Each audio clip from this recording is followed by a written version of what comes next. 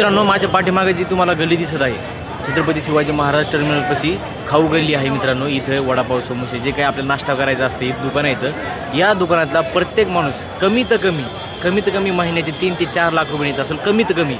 कारण पूर्ण गर्दा या गल्लीमध्ये, पूर्ण गर्दा. खाऊ गल्ली फेमस. हे बघा, छत्रपती शिवाजी महाराज टर्मिनलचा अपोजिट साईडला, समोरच्या साईडला मागून CST आहे आणि समोरून त्या गल्ल्या येतं. इथं व्यवसाय करणारा माणूस काहीतरी वडापाव, समोसे, पुरी भाजी, काही आणि मिसळपाव, समोसे हे जे विकणार आहे, इथला माणूस महिन्याला 3 ते 4 लाख रुपये कमीत कमी नेते. कमीत कमी 3 ते 4 लाख रुपये नेते. हे जागा बघा, पाठीमागून CST आहे आणि समोरून खाऊ गल्ली. आणि काय आहे याच्याकडं? वडापाव, समोसे, मिसळपाव. त्याला चव काय नाही, घेणारा घेतो. त्याला चव असो नसो, घेणारा म्हणते दे. गरज असते त्याला, घेणारा म्हणते दे. त्याला चव आहे नाही, काही घेणं नाही कोणाला. निस्ता पैसा. फुल गर्दा आहे पाठीमागे, फुल. जरा बाजूला आलो मी, इकडं बघा, फुल गर्दा आहे.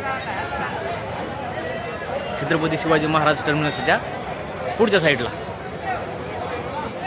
बरं, तुम्हाला काय वाटते? धंदा करणं हे मुंबईमध्ये किती पद योग्य? किंवा आपण मुंबईमध्ये नोकरी करतो, मुंबईमध्ये नोकरी करण्यापडता व्यवसाय केला किती भारी आहे. कमीत कमी 3 ते 4 लाख रुपये हे एक दुकानदार नेते. कमीत कमी बारका टपरीवालं, वडापावचे टपरीवालं किंवा कपडे विकणार, हे वडापाव, समोसे विकणारे लोक कमीत कमी या CSTमध्ये कुठे बी दुकान असो, कुठे बी 3 ते 4 लाख रुपये नेतात. ह्याच्यावर तुम्हाला काय वाटते?